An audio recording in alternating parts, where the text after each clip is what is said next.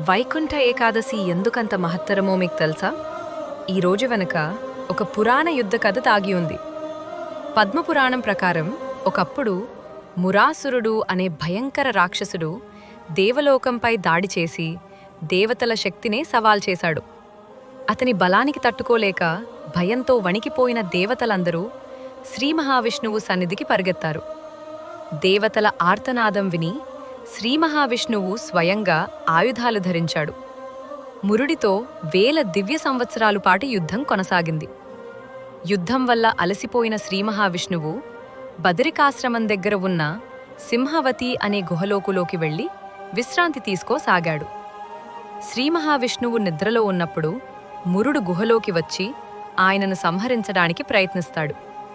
ఇదే సమయంలో శ్రీ మహావిష్ణువు శరీరంలోని దివ్య తేజస్సు నుంచి శక్తివంతమైన స్త్రీ రూపం అవతరించింది. ఆ దేవి ఆయుధాలతో యుద్ధం చేసి తన హున్నాదంతో మురాసురుణ్ణి బూడిదగా చేసింది. శ్రీ మహావిష్ణువుకు మెలకువ వచ్చి ఇతన్ని ఎవరు చంపారు అని ఆశ్చర్యపోయాడు. దివ్యకాంతిలో తేజోమయంగా నిలబడిన ఆ దేవిని చూసి శ్రీ మహావిష్ణువు సంతోషించాడు. శ్రీ మహావిష్ణువు దేవికి వరం కోరుకోమని అడగగా ఆమె, ఈ తిథిలో నిన్ను ఉపవాసంతో భజించే భక్తులకు పాప విమోచనం, వైకుంఠ ప్రాప్తి కలగాలి అని కోరుకుంది.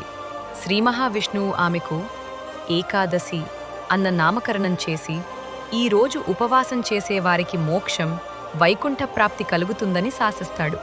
అప్పటినుంచే ఈ తిథి ఏకాదశి దేవి మహిమతో పాపక్షయ మరియు మోక్షప్రదమైన పవిత్ర దినంగా పూజించబడుతోంది.